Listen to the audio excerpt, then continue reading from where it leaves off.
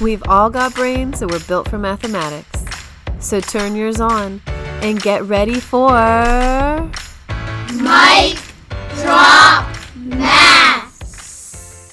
Well, hello there. I'm Mrs. Wells Corfield, and today it's just me. Normally, I create and produce this mathematics podcast with my students after we have studied a math unit. Due to our school year ending early to limit the spread of the coronavirus, I'm now making this podcast for my students and for you. I love my students with all of my teacher heart, and I am positive your teacher feels the same way. We start loving you when you enter our rooms, but we love you long after you've walked out of them.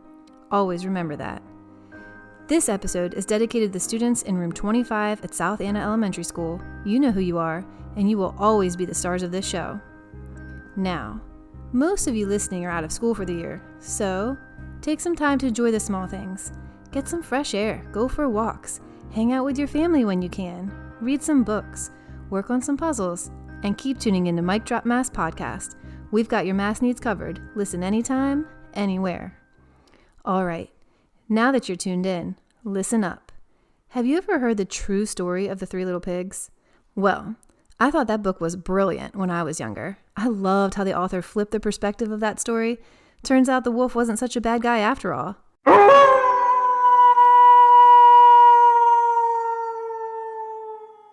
Well, this episode is a lot like that book. Mean has been framed. You probably think you know what mean is, but when you hear episode 5, the true story of being mean, you might just think of mean in a whole new way. Now, let's get to the center of this story. Mean. I bet you wouldn't want someone to describe you using that adjective. People who are mean often make other people feel badly about themselves. Sometimes they tease a person to hurt them on purpose. Sometimes they even pick on that person in front of others. Ouch. People who are mean sometimes intentionally leave other people out. That's called excluding, and it's just as mean as teasing. And you definitely know that mean people use words that hurt. I've heard people say, "Sticks and stones can break my bones, but words will never hurt me." That's brave and awesome if you feel that way, but I know that words can be really hurtful. We should definitely choose them wisely. I know I've been hurt by mean words before. Maybe you have too. Mean is just the worst, right? Well, that kind of mean is, but you know, that's not the only kind of mean. And this one is pretty tired of getting a bad reputation. Mean and Taylor Swift have something in common that way. Let's set the scene. Imagine this, or better yet, try this at home. Get a bag and fill it with Legos or dried beans or candy. If you don't have a bag to fill, are you picturing this? All right, now take that bag in your head and imagine a person like LeBron James is sticking his hand in the bag and pulling out some candy from that bag. He can palm a basketball, so I'm pretty sure he'd pull out a lot of candy. Now, picture one of your favorite teachers. I bet his or her hands are bigger than yours, but probably smaller than King James. He is a basketball king after all. Now, your teacher reaches into the bag and pulls out some candy. Are you imagining that? Okay, now you reach into that bag, pull out some candy. I bet you didn't grab as much as your teacher or LeBron. Last person is up. Picture the youngest person in your family, maybe a younger sibling or a baby cousin. Imagine that smaller person, maybe a 3-year-old, pulling out some candy from that bag. Have you met many 3-year-olds? Now, you have to tell the 3-year-old that everyone can eat however much candy they pulled from the bag. That little kid is not going to be happy. Not at all.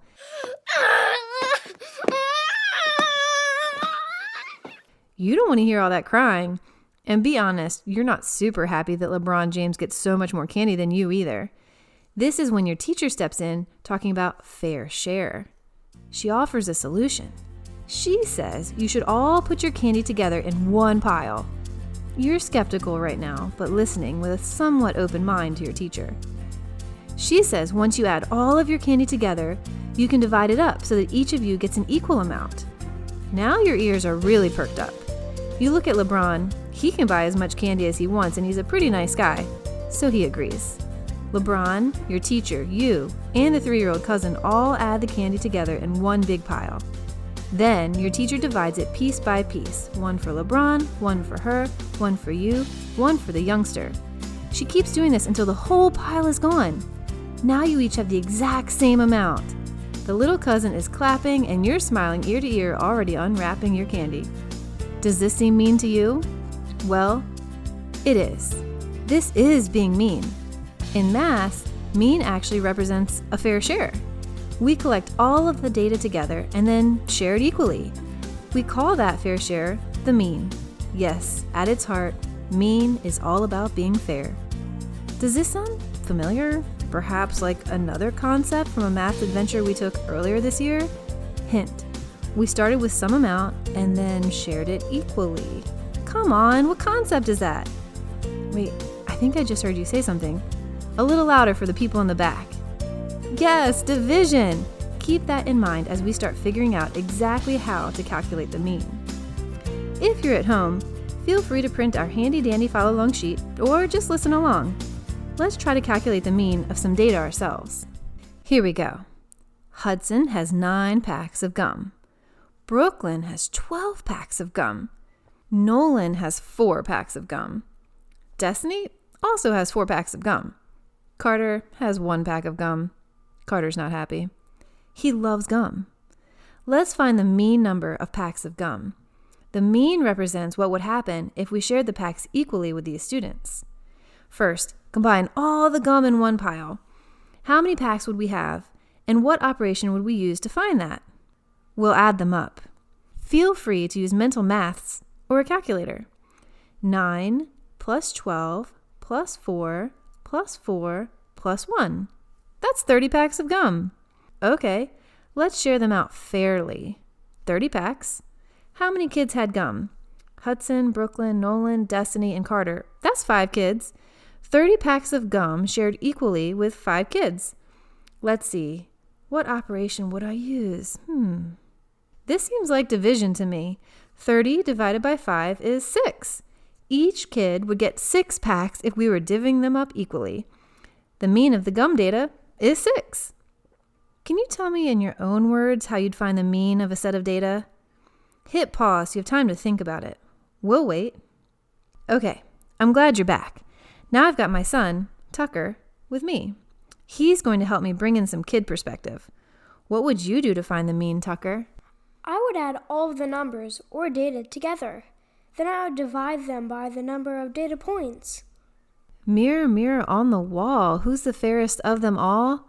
Mean! Mean is definitely the most fair sharest of them all. Kids, up until now, I've called you all mathematicians because of all you are doing with mathematics.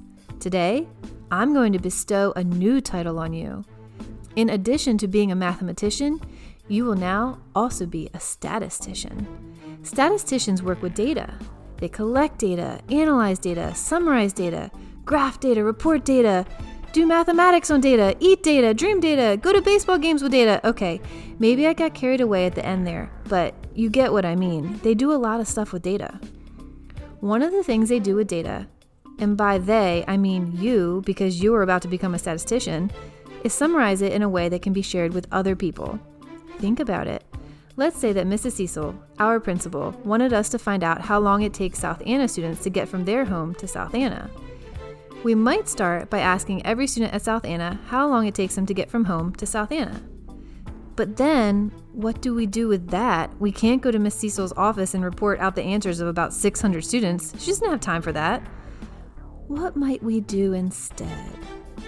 Well, one thing we could do would be to share exactly one number that represents a typical answer. Statisticians call that a measure of center. You just did one of these a few seconds ago when you calculated the mean. The mean is a measure of center. We could do that with our South Anna travel data. We could add up the amount of time each student takes to get to South Anna and then divide that by the number of students at South Anna. Then we'd march right into Mrs. Cecil's office and say, very dramatically, Mrs. Cecil, the mean amount of time it takes South Anna students to get to school is, and then we'd tell her our answer. Do you think there are other measures of center for data? Yes. You guessed right. You know maths likes to keep it spicy. Rarely do we just have one way of doing things. That's why maths and statistics are so cool. You could also determine a measure of center of a group of numbers by finding the median. Does median sound like any other word you know? Hint, we're trying to measure the center. Isn't that like the concrete that goes down the middle of the highway? Ooh, I like that. That's not what I'm talking about exactly, but you did say the statistics word I was looking for. Wait, middle? Yes, the median is the middle value of a data set. Median, middle, median, middle, median, middle, median, middle, median, middle. Say that 10 times fast. Pause while you tickle your tongue with that little twister. But here's the deal. The data has to be in order from least to greatest. Imagine this. Logie Berra hit 8 home runs. Trey B hit 3 home runs. Kind Grace also hit 3 home runs. Mighty Mills hit 10 home runs. Tucker, aka Sweet Spot, hit 7 home runs. Lukey P hit 6 home runs. Super Stella hit 4 home runs. Clearly I have a class full of sluggers. Actually, my class is full of a lot of amazing baseball and softball players. They're great players and great teammates. Let's see what the median number of home runs is for this crazy talented group of kids. Here's what you don't want to do. You don't. I repeat, you seriously do not want to just write down this set of data in any old order. You want to write them down in ranked order, or as we like to say in 5th grade, from least to greatest. You can't find the median or middle point of the data without putting the data in order. Think about it. The middle would constantly change if they weren't in some kind of logical order. So let's be logical. Let's do that now. 3, 3, 4, 6, 7, 8, 10. I like to double check to make sure I've listed all of my data points. Let me see. Yep, I have all 7 kids' home runs accounted for. Did you notice how I said 3 twice?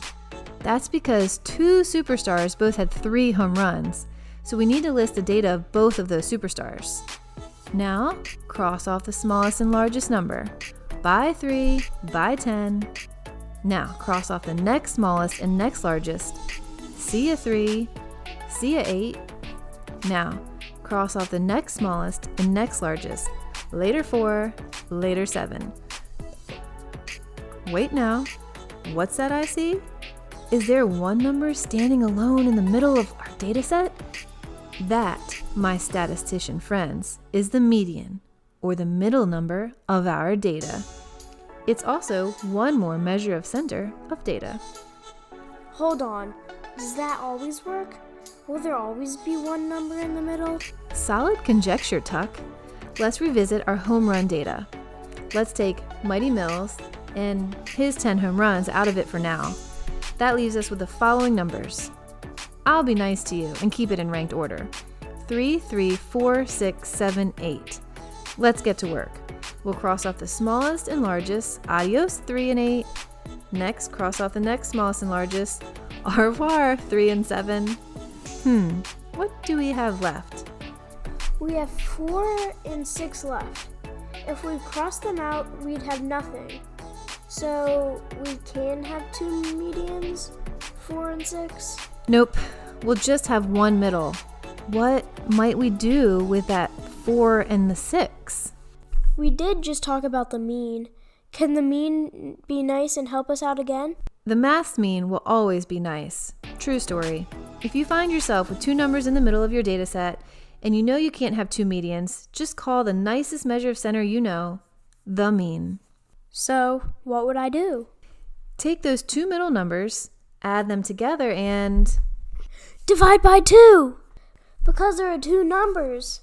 4 plus 6 is 10, and 10 divided by 2 is 5. The median is 5. You got it. It's never been so nice to be mean. Find the average of the 2 numbers in the middle, and you've got our one and only median. Okay, can I try one? But of course, 5 students had to take a make-up science test. Here are their scores: 100, 88, 97, 72, 85, 85, 94. Walk me to the median of this math's highway. Help me measure the center. First, I'd put them in order from least to greatest. 72, 85, 85, 88, 94, 97, 100. Nicely done. That's so important. I can't tell you how many students have gotten lost trying to find the middle by not ordering their numbers. So now cross the same amount off on both sides to find the one in the middle. To the left, to the right, now middle. 88! 88 is the median of this group of numbers. Well, my son, there are dishes to the left of me and laundry to the right, but I'm happy to be stuck in the median with you. Thanks, Mom. Miss Wells Corfield. What am I supposed to call you again? Definitely, Mom. Remind us what we've done so far. We've looked at 2 measures of center, the mean and the median. Wait, let me guess. There's another measure of center? There is. And you know what? I saved the one I love the most for last. Why do you love this next one the most? I'm glad you asked. It's because it's the piece of data that occurs the most frequently. Mode is the most frequent number in the data set. So I love it the most.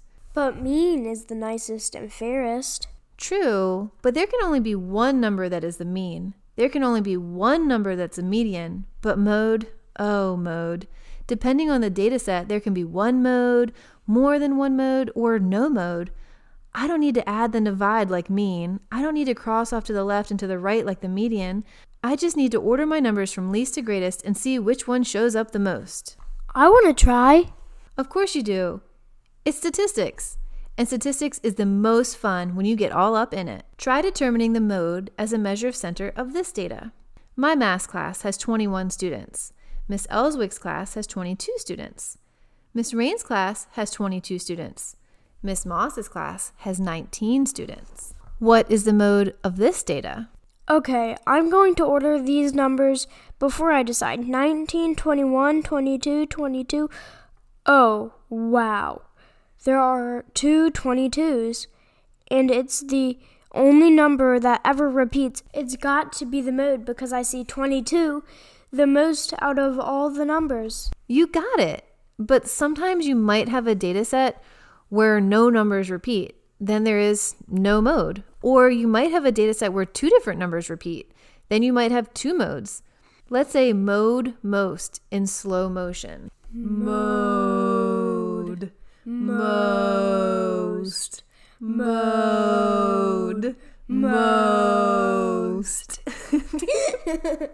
That's funny. I definitely think I'm getting more familiar with these measures of center. And let me guess, there's more? There are, but we're going to stick with mean, median, and mode for now. Let's recap. We've learned 3 different measures of center for a data set. We can find the mean by adding all of the numbers together and then dividing by how many data points we had. Because of this, we can describe mean as the fairest share, or the fairest of them all. The mean is nice, but there can only be one. Snow White was the fairest in all the fairy tale kingdoms. Mean is the fairest in all the math kingdoms.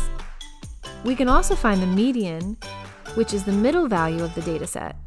But be sure to always put them in order from least to greatest. The median takes us to the middle, and there's only room for one in the middle. If you have an even number of data points, you'll need to average the 2 middle numbers. Median, middle, median, middle, median, middle. Or we could find the mode, which is the piece of data that happens most frequently. Still rank those numbers from least to greatest to make it easier to spot the mode. Once they're ordered, decide if you have no mode, one mode, or more than one mode. Mode, most. And you know what? The mean, median, and mode might all give us different answers. And that's okay. Which one we use will depend on what it is we are describing. But that's a story for later. Wow, I think we've truly gotten to the center of this story, and I hope you never look at the maths mean the same way again. After all that centering, I think it's time for some maths laughs. I'm bringing in my daughter, Sydney, for these maths laughs. Why did mean and mode laugh together? Why?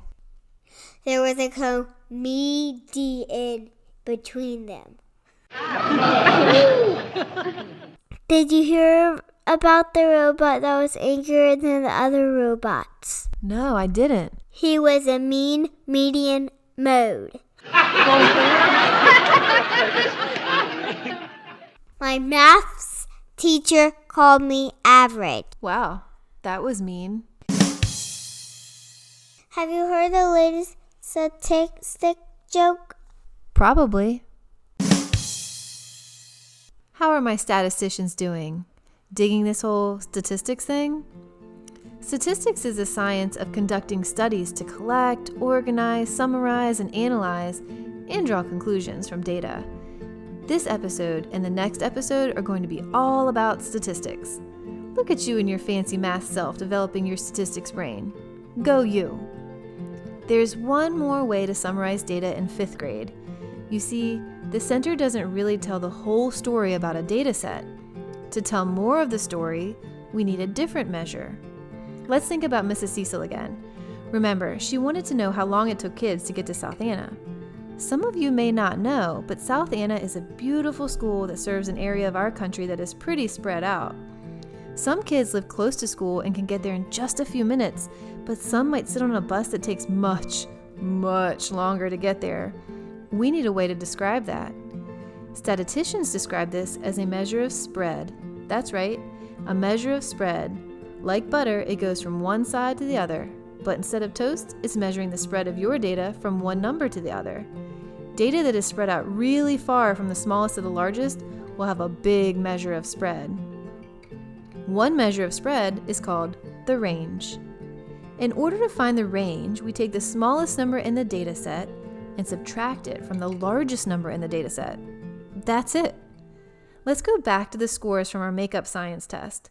They were 100, 88, 97, 72, 85, 85, 94. Let's order them again from least to greatest. That is a strategy that is really helpful. Here they are ranked: 72, 85, 85, 88, 94, 97, 100. If we wanted to find range or a measure of spread, we would take the smallest number, 72, and subtract it from the largest number, 100. 100 minus 72 is 28. Ta-da! We have a way to describe the spread of the data. The range of that data set is 28. Are you feeling smooth like butter too? Now you try to measure the spread. Find the range of this data set. Remember, calculators are a statistician's best friend. One time my class was estimating how many marbles were in a jar. Here were their estimates: 56, 85, 38, 55, 47, 39. Okay, I'm going to rank my numbers again from least to greatest.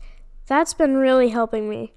So the smallest number was 38, then 39, 47, 55, 56, and 85. Whoa, 85 was a lot bigger than all of the other estimates. I'm going to take my smallest number, 38, and subtract it from 85. 85 minus 38 is 47. The range is 47. The numbers spread from 38 to 85. That range is 47. You better believe it. Okay, guys, don't judge my teacher jokes. I haven't had any students to talk to in a while. The teacher jokes are starting to pile up. So there you have it. Wait, we had 3 measures of center and just 1 measure of spread? There's lots of different measures of spread too. There's the variance, the standard deviation, the mean absolute deviation. Ugh, I'm tired. Can we talk about those in like 8 years? 8 years. It's a date. Okay, let's summarize. You can measure the center by finding the mean, median, or mode. You can measure the spread by finding the range. But you can't measure how much I miss my students because that amount is just immeasurable. It's important to realize that information is all around us. The number of students in a school, the amount of money an average citizen in town earns, or the temperature for your vacation destination are all some examples of numbers that are important in everyday life.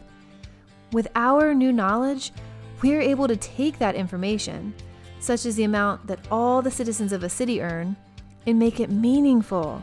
Mean, median, mode, and range are actually really valuable tools. That's why we study them. Each has a specific way of looking at a group of data, and each one can give you a different insight into the way information behaves in the real world around you. Okay, so imagine that you live in a small town in Virginia where most of the people work in a factory and earn minimum wage. Minimum wage in Virginia is $7.25 an hour, which means a worker is paid $7.25 for every hour they work. Now, one of the factory owners lives in the town, and his salary is in the millions of dollars. A salary is a different way of getting paid. Instead of getting paid by the hour, people on salary get paid in a certain amount every month. If you were to measure the center by finding the mean or average to compare salaries in the town as a whole, the owner's income would severely throw off the numbers. This is where finding the mode can be useful in the real world. It tells you what most of the pieces of data are doing within a set of information. The mean is often used in research, school, and in sports. Most people call the mean the average. When you watch a baseball game and you see the player's batting average, that number represents the total number of hits divided by the number of times at bat. In school, the final grade you get in class is usually a mean. This mean for your class grade represents the total number of points you scored in the class divided by the number of possible points. When your overall score on many grades is determined this way, you are using mean or average in a very common way. Think about it. Your teachers have been finding the mean of your grade since you started school and you didn't even know it. Now you do. That also gives you some power because now you know one grade doesn't determine your score, the average of many grades does. This seems fair to me. You wouldn't want one bad grade to bring you down. Although the mean is the most commonly referenced measure of center, the median is also very useful. Have you ever heard an adult mention the median salary of a country or city? Sometimes people choose where they are going to live based on the median salary. For real. The median is most often used in this situation because it represents the middle of a group. The mean isn't that useful in this situation because it lets very high or very low numbers sway the result. But median is an excellent measure of the center of a group of data because we can identify which numbers fall right in the middle without letting really big or really small numbers change the result too much. In our next episode, we will take all these awesome ways of looking at data and go even deeper. We might use them with some stem and leaf plots and graphs. In the meantime, are you looking for some books to read? Read Jumanji by Chris Van Allsburg. Find the mean, median, mode, and range of the sums that are rolled.